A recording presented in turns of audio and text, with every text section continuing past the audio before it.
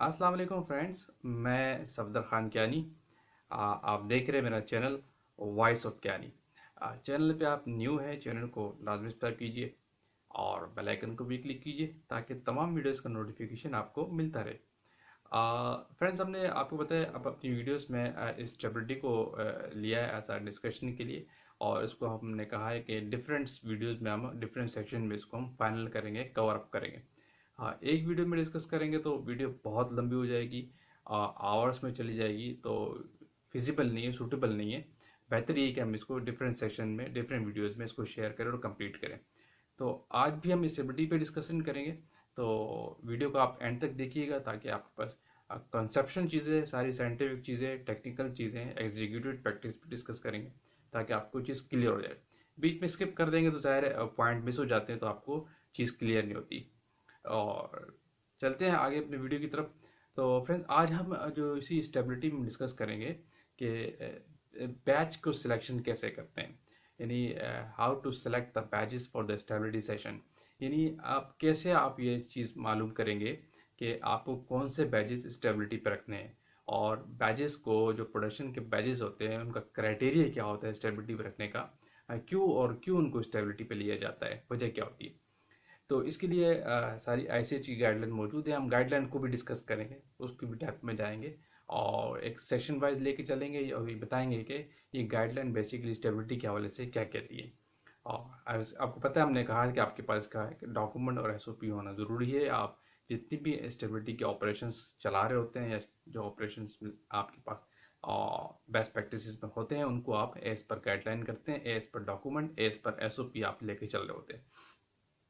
तो याद रखिए, जब भी आप स्टेबिलिटी के लिए बैचेस उठाते हैं, इसका क्राइटेरिया ये है कि सबसे पहले आप साल का एक बैच रूटीन प्रोडक्ट का आप उठाते हैं। यानी आपकी कंपनी में लेट सपोज 12 प्रोडक्ट रजिस्टर्ड हैं, या 20 प्रोडक्ट रजिस्टर्ड है, या 30 प्रोडक्ट रजिस्टर्ड है जो आप बनाते हैं साल में, या डेली आपके पास बन रही होती हैं। तो साल में आपको जितनी प्रोडक्ट बन रही होती है, उनका एक बैच आपको स्टेबिलिटी उठाना ज़रूरी होता है। यानी फॉर एग्जांपल आपके पास 10 प्रोडक्ट है, तो 10 में से एक, हर एक का एक बैच जो है आप स्टेबिलिटी के लिए उठाएंगे। उसके लिए आपके पास प्लान होता है, उसके तहत आप उठाए होते हैं। मैं स्टेबिलिटी के प्लान्स बाद में आऊँगा, उस पर एक पर्टिकुलर वीडियो बनाऊंगा कि आपको स्टेबिलिटी के प्लान्स कैसे बनाते हैं और उसको कैसे आप प्लानिंग करते हैं। इसको बड़ा इंपॉर्टेंट और सेक्शन है, बड़ा इंटरेस्टिंग सेक्शन है, इसको बड़ी डिटेल में आपके साथ डिस्कस करूँगा। तो पहली बात क्या है कि आपको साल का एक बैच, रूटीन बैच का एक बैच स्टेबिलिटी पर रखना ज़रूरी है। नंबर वन बात ये, और कोई भी बैच उठा ले, ठीक है। नंबर दो, अगर आपके पास जो रूटीन प्रोडक्ट के, अगर एक प्रोडक्ट के और डिफरेंट स्ट्रेंथ पाई जा रही है, फॉर एग्जांपल अगर आपके पास कोई पैरासीटामोल आप मैन्युफैक्चर कर रहे हैं, लेकिन डिफरेंट स्ट्रेंथ में, ब्रांड नेम एक ही है, फॉर्मुलेशन सेम है, लेकिन उसकी स्ट्रेंथ डिफरेंट है, तो गाइडलाइन यही कहती है कि आप हर स्ट्रेंथ का एक बैच रखेंगे, ठीक है। मिसाल के तौर पर वो अगर 200 मिलीग्राम में कोई प्रोडक्ट पाई जा रही है, वही सेम जेनरिक जो है आपका 400 मिलीग्राम में भी है आपके पास और 600 मिलीग्राम में भी है, तो आप तीनों स्ट्रेंथ के एक एक पेज रूटीन का साल में एक स्टेबिलिटी पे लेंगे। नंबर वन क्राइटेरिया ये, ठीक है। नंबर वन था कि आपने साल का एक भी उठाना है, और डिफरेंट स्ट्रेंथ है तो उनका भी अलग अलग बेच रखना है। नंबर दो। नंबर तीन बात यह है कि अगर आपके पास कोई वेंडर चेंज होता है, या अगर कोई आप ट्रायल मैन्युफैक्चरिंग करते हैं, ट्रायल बैच मैन्युफैक्चरिंग, जब भी आप कोई ट्रायल बैच मैन्युफैक्चरिंग करेंगे तो वो बैच स्टेबिलिटी पे लाजमी जाएगा, ठीक है। इसके लिए क्राइटेरिया ये है, जब भी आप ट्रायल बैच स्टेबिलिटी पे लेंगे, ज़ाहिर है ट्रायल बैच जब बनता है उसके बाद उसकी वैलिडेशन फिर अलग होती है, तो वैलिडेशन के बैचेस भी स्टेबिलिटी पे जाते हैं। कोई ट्रायल बैच की स्टडी पे भी ले सकते हैं केस पे, और वैलिडेशन स्टेज पे भी आप ले सकते हैं। लेकिन नॉर्मली अगर कुछ चीज़ें, सिनेरियो अगर आपके पास प्रोसेस में चेंज है, तो ट्रायल बैच भी स्टेबिलिटी पे आपका जाता है। लेकिन इसके लिए क्राइटेरिया, बेस्ट प्रैक्टिस में आपको यहाँ बताता चलूँ कि एग्जीक्यूटिव प्रैक्टिस क्या होती है। जब भी आप ट्रायल बैच रखते हैं तो उसके साथ आप कंट्रोल बैच लाजमी रखें, ठीक है। यानी आप उसके साथ एडिशनल एक पेज जो रूटीन का बन रहा है उसको भी आप ले सकते हैं, ठीक है। अब यहाँ पे एक बात बड़ी इंपॉर्टेंट है। अब आपने लेट सपोज कोई आपके पास इस मंथ पे एक ट्रायल बैच बना है, सही है। उसका रीज़न कुछ भी है, मैं रीज़न पे भी आपके बात आता हूँ। लेट सपोज के रीज़न क्या है, ट्रायल बैच के रीजंस क्या आते हैं वो अभी मैं आपको बताता हूँ 2 मिनट में। आपके पास लेट सपोज को ट्रायल बैच बना है, ठीक है, और उसके साथ आपने एक कंट्रोल बैच ले लिया, ठीक है, रूटीन का।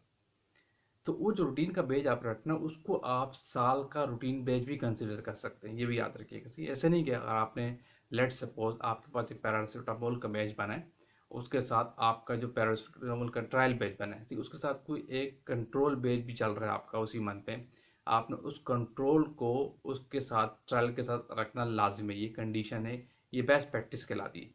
तो लेकिन वो जो कंट्रोल बैच आपने लिया साल का, जो उसके साथ ट्रायल बैच के साथ, उस कंट्रोल बैच को आप साल का बैच भी कंसिडर कर सकते हैं।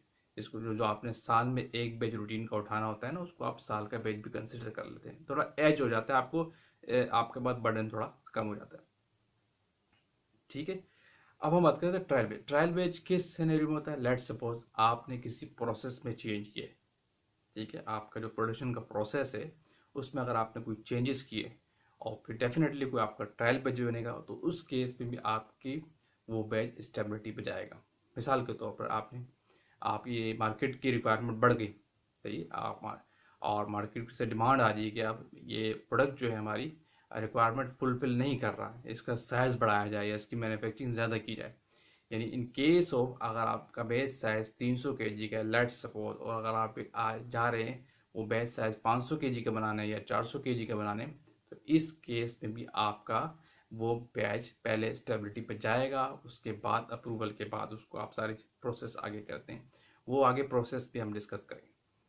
ठीक है, ये भी क्लियर हो गया। ट्रायल बैच प्रोसेस में अगर वो चेंजेस करते हैं, मिसाल का तौर बैच साइज की मैंने एग्जांपल दिया आपको, तो भी आपका बैच स्टेबिलिटी पे जाएगा।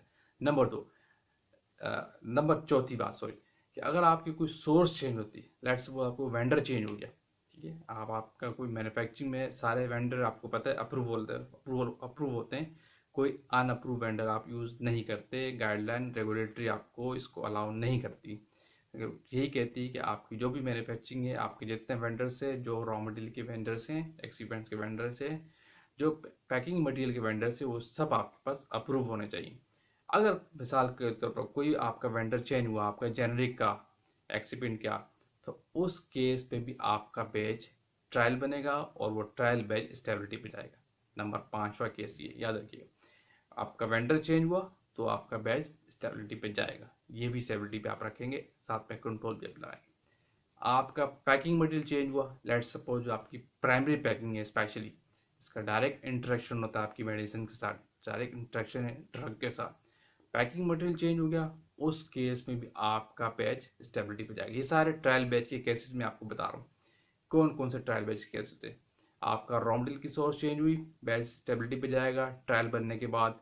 आपका पैकिंग मटेरियल चेंज हुआ, सोर्स चेंज हुई, आपका ट्रायल बैच बनेगा, बैच स्टेबिलिटी पे चला जाएगा। फिर उसकी स्टेबिलिटी सारे क्राइटेरिया हैं जो आप इंटरवल से करते हैं, वट एवर जो भी है, वो आपके सारे स्टेप फुलफिल करते हैं, उस पर मैं आऊँगा। मैं चाह रहा हूँ कि हर चीज़ को सेक्शन वाइज डिस्कस करूँ, वरना बहुत लंबी वीडियो हो जाएगी, आप भी थोड़े बोर हो जाएंगे।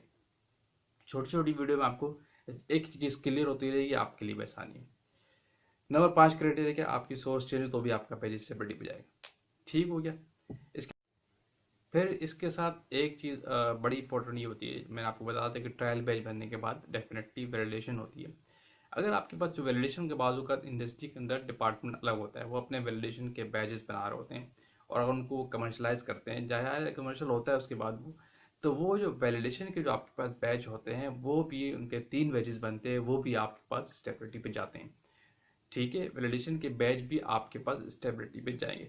तो फ्रेंड्स, ये है सारे वो क्राइटेरिया कि आप कौन से बैचेस स्टेबिलिटी पे रखते हैं। यानी आपके रूटीन का एक बैच साल का लाजमी रखना है, हर प्रोडक्ट का, हर स्ट्रेंथ का। अगर एक प्रोडक्ट सेम प्रोडक्ट है, सेम जेनेरिक है, लेकिन डिफरेंट स्ट्रेंथ है, तो उनका बैच भी स्टेबिलिटी पे जाएगा।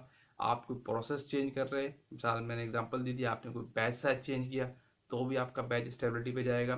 ट्रायल बैच की केसेस में आपके पास वेंडर चेंज हो रहा है, चाहे रॉ मटेरियल का चेंज हुआ है, तो आपका बैच मैन्युफैक्चरिंग पे और जो है स्टेबिलिटी पे जाएगा। आपके पास प्राइमरी पैकिंग चेंज हुई है, तो भी आपका बैच स्टेबिलिटी पे जाएगा, और वैलिडेशन के बैच भी आपके पास स्टेबिलिटी पे आते हैं। ये वो सारे बैचेस हैं जिनको आप सिलेक्ट करके स्टेबिलिटी पे रखते हैं और बाकायदा फिर उनकी आगे स्टडी करते हैं। तो ये था कि how to select the batches for the stability study. तो इंशाल्लाह इसको हम यहाँ क्लोज करते हैं वीडियो को, और अब हम नेक्स्ट इसके सेक्शन में डिस्कशन करेंगे हम के आपकी स्टेबिलिटी पे और कौन से अगला सेक्शन है उसको लेके आएंगे कि आप फिर टेस्टिंग किस तरह करते हैं और टेस्टिंग के पैरामीटर क्या होते हैं स्टेबिलिटी के लिए और रूटीन के लिए क्या होते हैं, और फिर हम इस प्लान भी डिस्कस करेंगे और फर्दर इसमें जो स्टेबिलिटी की चीज़ है उसको लेके आएंगे। उस वक्त तक के लिए इजाज़त। Thank you. अल्लाह हाफिज़।